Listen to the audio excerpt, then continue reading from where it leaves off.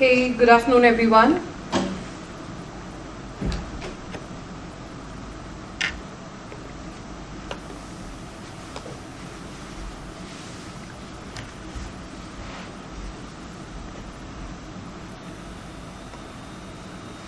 Are you able to see the screen for the live streaming?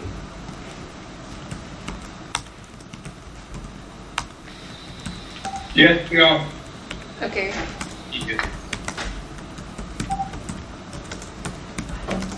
Welcome everyone.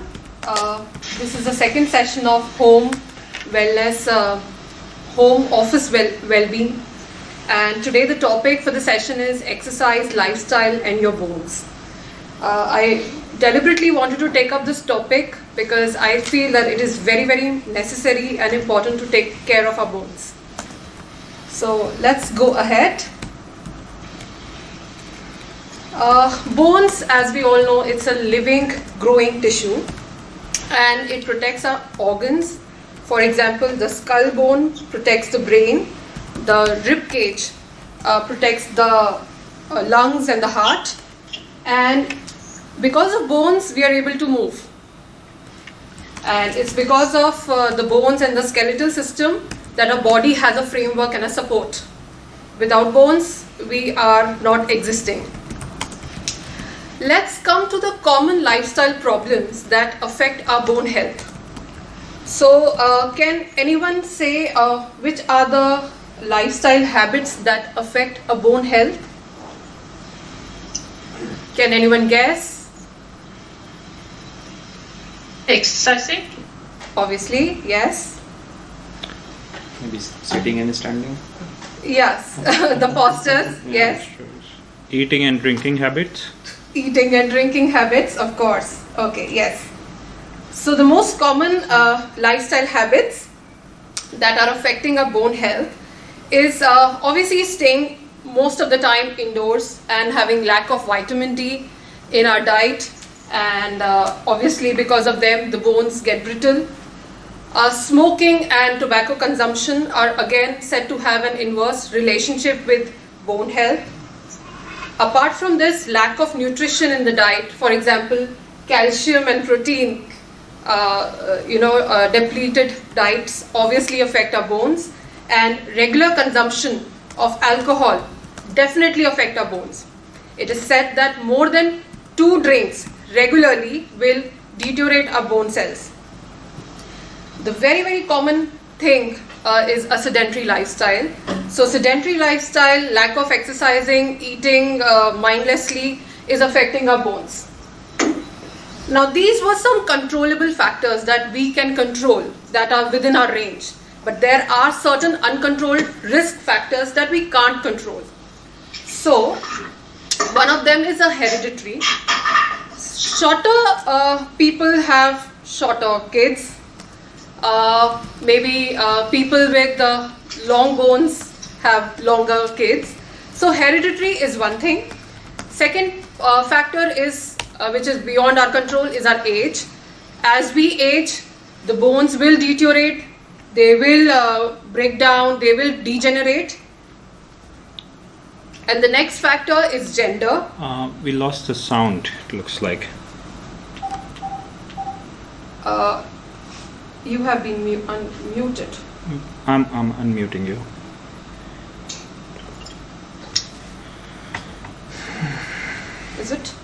Is it working now? Just a minute. Give me a second.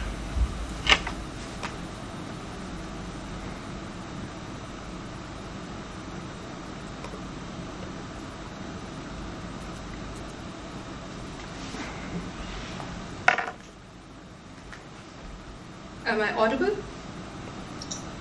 Yep, you're now audible. Okay. Now you're audible. Okay.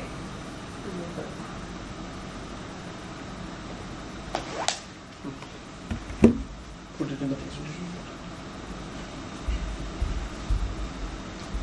Okay, I think it started from the beginning. Okay, then factor that I was talking about is the aging. As we age, the bones will definitely deteriorate. The next uncontrollable risk factor is gender. Females are 4 times more at a risk of having poor bone health as compared to males. Now that is because of their estrogen hormone. As they age, the estrogen hormone changes, and because of that, the bone health will deteriorate. So therefore, they lose more bone mass at the age of from the age of 50 between 65. And the next factor is ethnicity and race.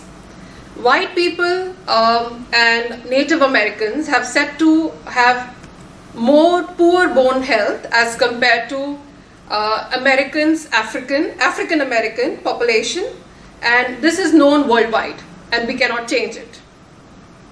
Now let's come to the point that why the spine is important, spine health is important. Now spine, as I have obviously mentioned previously, that it is an S-shaped curvature, and our body constitutes spine and the muscle structure, and 30% of the load is borne by our spine, whereas 70% of the load is taken up by the muscles. If the muscular tissue is weak, the muscle strength is weak, the load is taken obviously more by the bones, and as a result, bones can collapse, they can obviously degenerate and lead to fractures. In spine, more than the most common fracture is the compression fracture, which is happening in say after the age of 60-65, it's most common.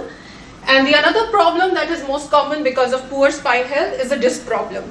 So there are various stages from just degeneration to herniation to extrusion of a disc and sequestration of a disc.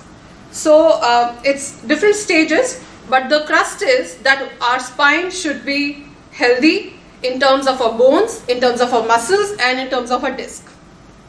Okay, now let's come to the most common bone problem that one can have later in their life stages. So can someone guess what this problem is? From the audience here? Bone marrow leakage. Okay. Anything else? And Yeah. frequent rheumatism. Rheumatism. Okay. Okay. And of course, displacements and breakages. Yes, yes, that is what is the most common thing.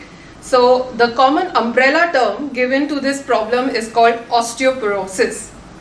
Osteoporosis is a condition where the bone density and the mass is reduced relatively to our age. For example, if someone is 60-year-old but their bones have become so soft and brittle like a cotton, so they are ending into a osteoporotic condition. As a result, they will end up in multiple fractures. And it is an increasing world health problem. And the condition is a silent disease. One does not know that it is an osteoporotic unless there is a fracture in the body.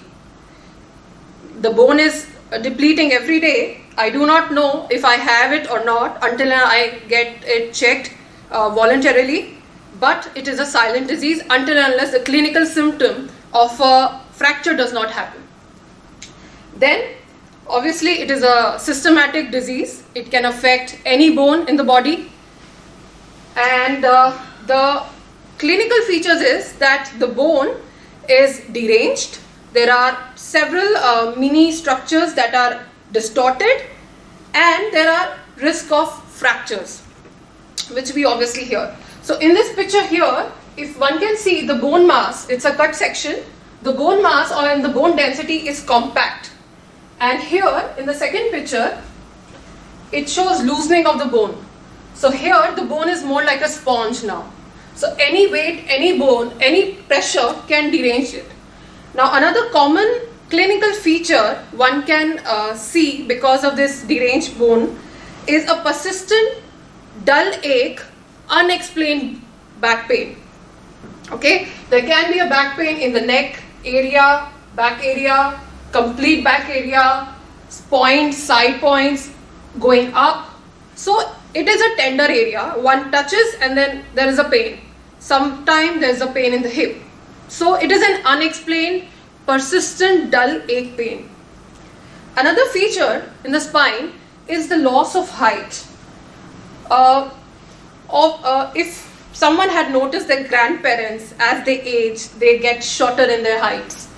Earlier they were high and then slowly they stoop down. So the loss of height and stooping is a clinical feature that the spine bone is getting deranged. There is stooping of the height.